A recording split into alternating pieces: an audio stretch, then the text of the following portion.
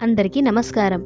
ఈ 2026లో ఈ వృషభ రాశి వారికి ఎలా ఉందో ఈ వీడియోలో తెలుసుకుందాము.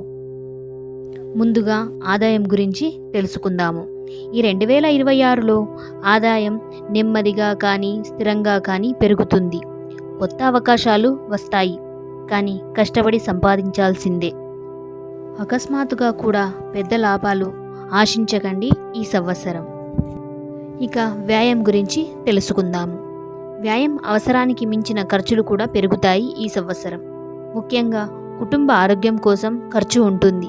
సేవింగ్స్పై ప్రత్యేక శ్రద్ధ అయితే అవసరం ఈ సంవత్సరం. ఇక ఉద్యోగం వ్యాపారం గురించి తెలుసుకుందాము. ఉద్యోగంలో బాధ్యతలు పెరుగుతాయి.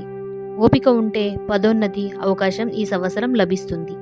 వ్యాపారంలో తొందర నిర్ణయాలు తీసుకుంటే నష్టం వచ్చే అవకాశం ఈ సంవత్సరం చాలా ఎక్కువగా ఉంది. ఇక రాజపూజ్యం గురించి తెలుసుకుందాము. మీ పనితనానికి గుర్తింపు వస్తుంది ఈ సంవత్సరం. పెద్దల నుంచి సహాయం, గౌరవం పొందుతారు. మంచి పేరు కూడా ఈ సంవత్సరం వస్తుంది. ఇక అవమానం గురించి తెలుసుకుందాము. అవమానం వల్ల అనవసర మాటలు, కోపం వల్ల చిన్న అవమానాలు ఎదురవుతాయి ఈ సంవత్సరం. మాటలపై నియంత్రణ చాలా ముఖ్యము.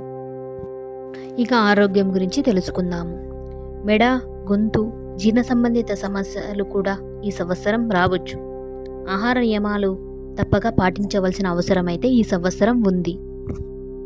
ఇక ఈ 2026 వృషభ రాశి వారికి జాగ్రత్త, ఓపిక, క్రమశిక్షణ ఉంటే మంచి ఫలితాలు ఇచ్చే సంవత్సరమని చెప్పవచ్చును.